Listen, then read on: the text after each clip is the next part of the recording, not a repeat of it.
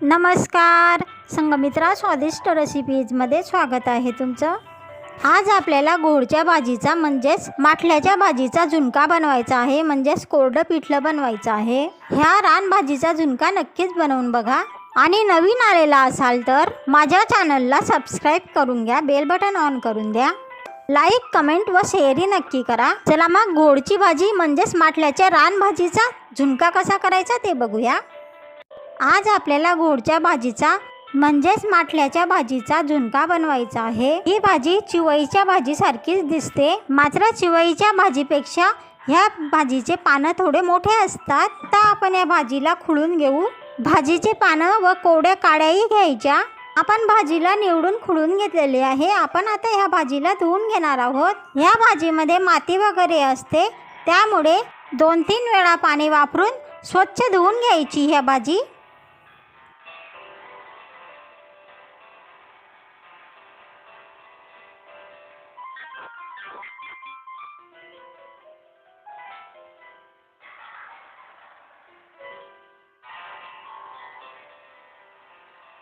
गोडची भाजी धुवून तयार आहे। आपल्याला गोडच्या भाजीचा झुणका बनवायचा आहे, त्यासाठी हे बेसन पीठ लागेल। भाजीमध्ये मावेल एवढं बेसन पीठ घ्यायचे।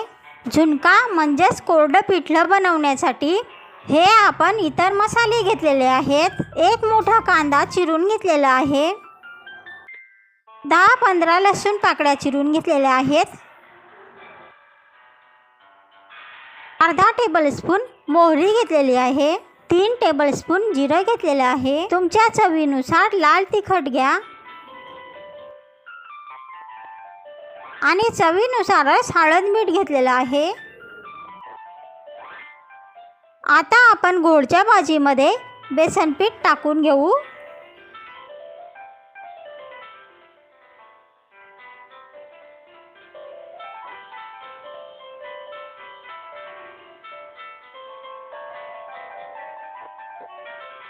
चवीनुसार हळद मीठही टाकून घेऊ।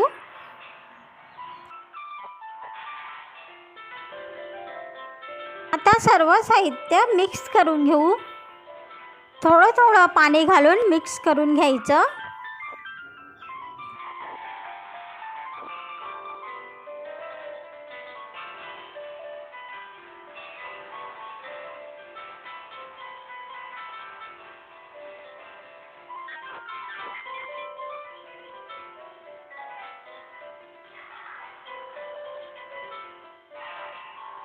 हे बघा, अशा प्रकारे आपल्याला पीठ भिजवून घ्यायचं आहे।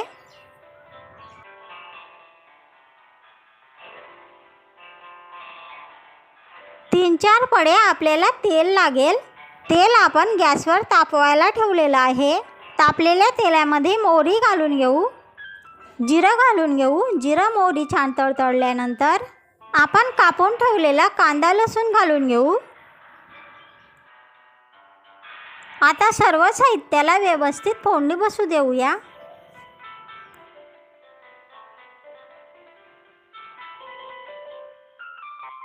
सर्व साहित्याला व्यवस्थित फोडणी बसलेली आहे। आता आपण चवीनुसार लाल तिखट घालून घेणार आहोत। व्यवस्थित मिक्स करून घेऊ।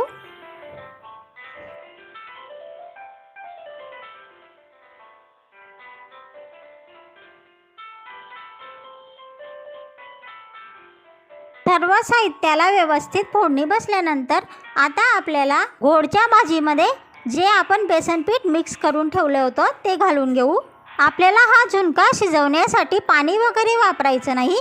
जेवढं पाणी आपण याच्यामध्ये घातलेलं आहे तेवढंच याच्यामध्ये आपल्याला हे शिजवून घ्यायचं आहे, म्हणजे हा झुणका तेलावर शिजणार आहे। आता मिक्स करून घेऊ, म्हणजे खालची जी फोडणी आहे ती जळणार नाही।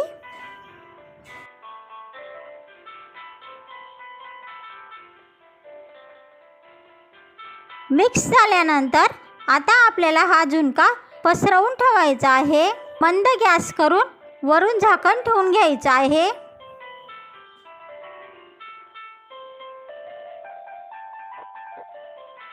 अधूनमधून झाकण उघडून आपल्याला परत मिक्स करून घ्यायचं आहे, म्हणजे खाली वर करून घ्यायचं आहे। म्हणजे खालची बाजू वर करायची आणि वरची बाजू खाली करायची, जेणेकरून आपला झुणका हा व्यवस्थित शिजेल।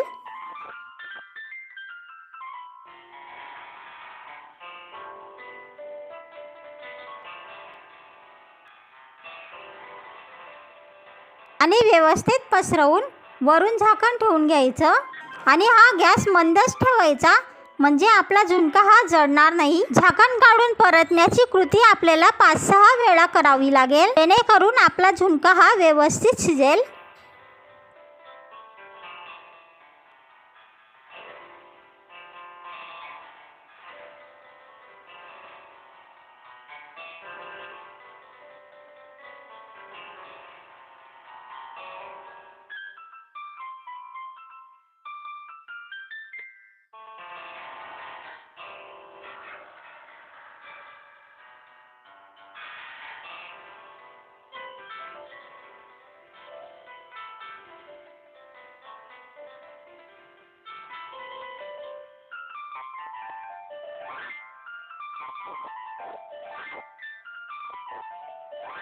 आपला झुणका हा कोरडा झालेला आहे, म्हणजे तो व्यवस्थित शिजलेला आहे. शिजला की नाही ते पाण्यासाठी खाऊन चेकही करू शकता. तर मग नक्कीच करून बघा घोडच्या भाजीचा म्हणजेच माठल्याच्या भाजीचा झुणका. झुणका म्हणजेच कोरडं पिठलं. आणि ह्या घोडच्या भाजीला म्हणजेच माठल्याच्या भाजीला तुमच्याकडे काय म्हणतात तेही नक्की सांगा. आणि नवीन आलेला असाल तर माझ्या चॅनलला सबस्क्राईब करून घ्या, बेल बटन ऑन करून द्या, म्हणजे अशाच नवनवीन रेसिपी तुम्हाला बघायला मिळत राहतील. व्हिडिओला लाईक करून द्या, छानशी कमेंट करायला विसरू नका. आणि हा व्हिडिओ जर तुम्हाला तुमचे मित्र मैत्रिणी नातेवाईक ओळखीच्यांना किंवा कोणत्याही सोशल साईटवर शेअर करावं असं वाटलं तर शेअरही नक्की करा. चला मग आता भेटूया पुढच्या रेसिपीमध्ये. तोपर्यंत स्वतःची काळजी घ्या, स्वतःच्या कुटुंबियांची काळजी घ्या. पुढच्या रेसिपीपर्यंत नमस्कार.